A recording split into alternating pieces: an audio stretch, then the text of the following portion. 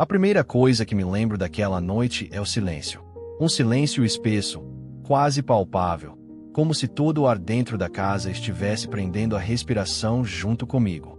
É curioso como, mesmo anos depois, ainda consigo sentir o peso invisível daquela pausa, daquele instante congelado no tempo, logo antes de tudo começar a desmoronar. Talvez seja por isso que sempre digo que o jantar não apenas mudou tudo, ele revelou tudo.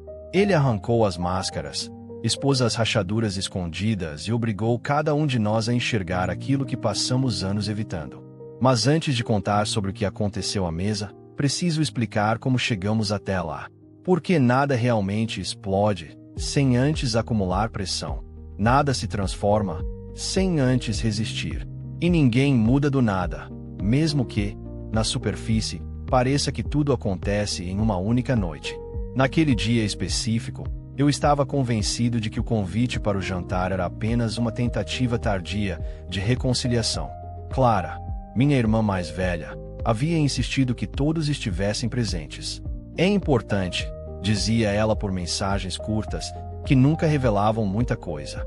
Clara sempre foi assim, econômica nas palavras, mas, de alguma forma, ainda capaz de nos fazer sentir culpados por qualquer resistência. Mamãe, por sua vez, não sabia se queria ir. Ela temia qualquer evento que obrigasse a família inteira a ocupar o mesmo espaço por mais de 10 minutos.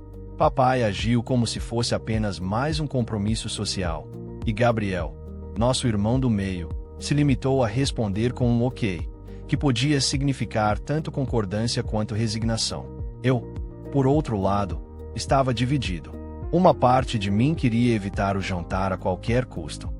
A outra parte reconhecia que talvez fosse mesmo o momento de enfrentar o que estava pendente.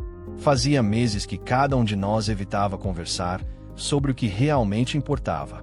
Meses desde a última briga, aquela que tinha como centro a herança emocional de anos de ressentimentos, mágoas antigas nunca curadas e decisões recentes que criaram novos motivos de atrito. Na época, eu tinha a sensação incômoda de que o distanciamento era mais confortável do que qualquer tentativa de entendimento. Mas algo na mensagem de Clara, especialmente no uso da palavra importante, me fez perceber que não tínhamos mais escolha. Era como se uma porta estivesse sendo fechada atrás de nós, ao mesmo tempo, outra se abrisse adiante, exigindo que avançássemos. O jantar seria na casa onde crescemos, um sobrado antigo, de paredes amareladas pelo tempo, com janelas grandes que filtravam a luz do fim de tarde de forma quase melancólica. Eu não colocava os pés ali desde o último Natal, quando uma discussão desnecessária transformou o clima festivo em um campo minado de olhares evitados e palavras atravessadas. Naquele dia, eu saí antes mesmo da sobremesa, levando comigo a convicção de que nada mais poderia ser consertado. Mas, naquela noite de outono, enquanto dirigia em direção à casa, percebi que havia algo diferente no ar. Talvez fosse a temperatura incomum, mais quente do que o normal para aquele mês. Talvez fosse a sensação inquietante, quase premonitória, de que aquela noite seria decisiva. Senti um nó na garganta quando estacionei em frente ao portão, o mesmo portão que Gabriel e eu costumávamos pular quando chegávamos atrasados para o jantar. Clara estava na porta esperando. Era típico dela tentar manter o controle da situação desde o primeiro minuto. Usava um vestido azul simples, o cabelo preso em um coque apressado e uma expressão que tentava ser acolhedora, mas escondia algo mais profundo, talvez tensão, talvez medo. Ela me abraçou antes que eu pudesse reagir. Obrigada por vir, sussurrou no meu ouvido. Era raro Clara agradecer por qualquer coisa. Na verdade, era raro qualquer um de nós verbalizar gratidão. Crescemos em uma casa onde emoções eram muitas vezes tratadas como fraquezas, onde o silêncio era mais confortável do que explicações. Por isso, o simples agradecimento já soou como um sinal de que algo não estava dentro do habitual. Quando entrei, fui invadido por uma enxurrada de memórias. O cheiro da madeira antiga, a fotografia dos nossos avós pendurada na parede da sala, o barulho distante dos talheres sendo organizados na mesa. Tudo me transportou para outra época. Uma época em que sentávamos juntos, ainda crianças, brigando pelas melhores cadeiras, enquanto papai contava histórias exageradas e mamãe implorava para que não começássemos uma guerra de comida. Mas agora, o ambiente tinha um peso diferente. A mesa estava perfeitamente arrumada, como se fosse uma cena montada para uma ocasião formal. Clara sempre gostou de ajeitar tudo com um perfeccionismo quase obsessivo. Mas até mesmo para ela, aquilo parecia excessivo. Eram 6 lugares preparados, embora já não houvesse mais 6 pessoas na família. Desde que vovó falecera 2 anos antes, ninguém havia ocupado a ponta esquerda da mesa. Ainda assim, ali estava um prato, um copo e um guardanapo dobrado com precisão militar. Mamãe apareceu logo depois. Estava visivelmente nervosa. Seus olhos se moviam rapidamente, como se buscassem antecipar qualquer possível conflito. O cabelo, antes volumoso e escuro, agora mostrava fios brancos que ela não se preocupava mais em esconder. Ela me abraçou também, mas de forma hesitante, como se temesse despertar algum ressentimento que eu pudesse ter guardado. Papai entrou na sala em seguida, mais velho do que eu me lembrava, com o semblante cansado e os passos lentos. O tempo não tinha sido gentil com ele, mas eu não sabia se era apenas a idade ou o peso das escolhas que ele nunca teve coragem de discutir conosco. Ele sorriu de forma breve ao me ver, e aquilo bastou para despertar em mim uma mistura de emoções que eu preferia ter deixado adormecidas. Gabriel chegou por último, carregando consigo o ar impaciente e inquieto de sempre. Ele parecia prestes a explodir a qualquer momento, e a maneira como entrou, com as mãos nos bolsos, evitando olhar nos olhos de qualquer um, já indicava que sua presença ali era mais obrigação do que vontade. O jantar começou com conversas superficiais. Clara falava sobre o trabalho. Mamãe comentava sobre a temperatura do dia. Papai fazia perguntas inofensivas, tentando parecer interessado. Eu respondia tudo de forma automática. E Gabriel apenas mastigava em silêncio, como se cada palavra que pudesse sair de sua boca fosse perigosa demais para ser dita. Mas a tensão estava lá, invisível, acumulada entre nós como um gás prestes a inflamar. E Clara sabia disso. Ela nos observava com atenção, esperando o momento exato para cumprir o verdadeiro propósito daquele encontro. O momento não demorou a chegar. Quando já estávamos quase terminando o prato principal, ela colocou os talheres sobre a mesa com um som seco, que ecoou na sala como um tiro. "A gente precisa conversar", disse ela, com a voz firme, mas trêmula o suficiente para denunciar o peso daquilo. Mamãe fechou os olhos, como se estivesse prestes a desmaiar. Papai respirou fundo. Gabriel levantou o olhar pela primeira vez naquela noite. "Sobre o quê?" perguntei, embora já soubesse. "Sobre nós", ela respondeu. "Sobre o que aconteceu. Sobre o que vai acontecer." Um silêncio denso se espalhou pela mesa. Eu senti o coração acelerar. Sabia exatamente sobre o que ela estava falando. Sobre a última discussão. Sobre a decisão que tínhamos que tomar a respeito da casa. Sobre os segredos que vieram à tona meses antes, quando descobrimos que papai havia ocultado uma informação importante sobre a situação financeira da família. Sobre o fato de que Gabriel havia pedido dinheiro emprestado, sem avisar ninguém. Sobre a culpa que eu carregava por ter desaparecido depois da briga, deixando Clara sozinha para tentar remediar tudo.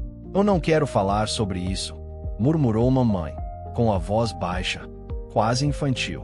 "Mas precisamos", insistiu Clara. "Não dá mais para continuar assim, fingindo que está tudo bem." Gabriel resmungou algo indecifrável. Papai se remexeu na cadeira. Eu senti minhas mãos começarem a suar. E então, como se uma comporta tivesse se aberto de repente, tudo começou a sair. Primeiro devagar, depois como uma avalanche descontrolada. Clara expôs seus sentimentos com uma clareza que eu não esperava. Ela falou sobre o medo que sentiu quando achou que a família estava se desmanchando. Falou sobre o peso de ser sempre a responsável, a mediadora, a conciliadora. Falou sobre o cansaço acumulado por anos tentando manter todos juntos. Mamãe, por outro lado, começou a chorar. Disse que se sentia culpada, que achava que tinha falhado como mãe, que, às vezes, Tinha vontade de desaparecer porque não sabia mais como lidar com nossas expectativas. Papai tentou falar, mas sua voz falhou. Ele parecia menor, mais frágil, enquanto tentava explicar por que havia tomado decisões que escondia de todos. Disse que queria proteger a família, que não queria que nós carregássemos o peso de problemas que eram dele. Mas, no fundo, sabíamos que parte da motivação dele era o orgulho, um orgulho que havia custado caro a todos nós. Gabriel explodiu. Disse que se sentia invisível, que sempre foi tratado como o problema, o rebelde, o que nunca se encaixava. Disse que pediu dinheiro porque estava desesperado, porque achou que nunca poderia contar conosco. E eu fiquei ali, ouvindo tudo, sentindo a culpa crescer como um nó sufocante na garganta. Eu era o que tinha fugido, o que tinha deixado Clara carregando tudo sozinha, o que preferiu o silêncio ao enfrentamento. E perceber isso foi como ser atingido por uma enxurrada de emoções reprimidas.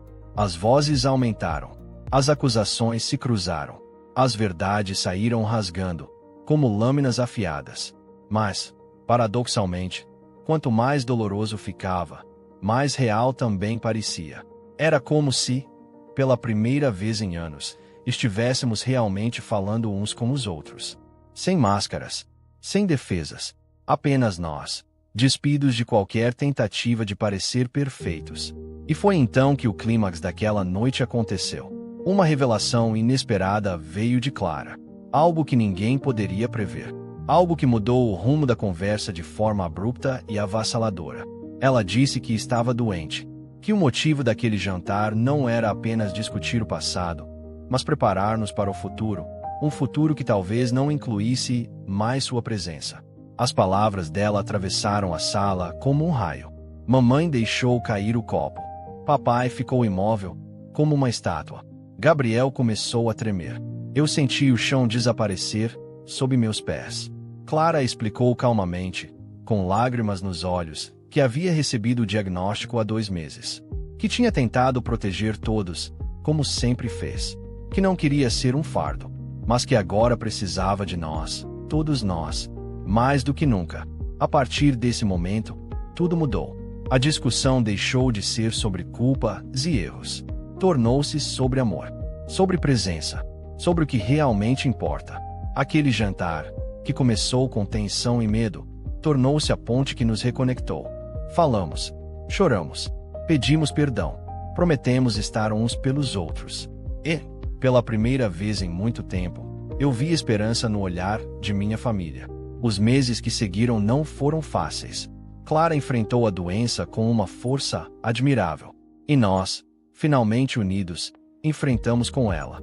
Aquela noite foi o marco, o ponto de virada, o momento em que deixamos de ser uma família fragmentada e voltamos a ser um só coração. O jantar que mudou tudo não foi apenas uma reunião. Foi o renascimento de todos nós. E aprendi ali a maior lição da minha vida. Às vezes, é preciso encarar o caos para reencontrar o caminho. Às vezes, a vida nos obriga a enfrentar a verdade mais dura para que possamos, finalmente, viver a verdade mais bela.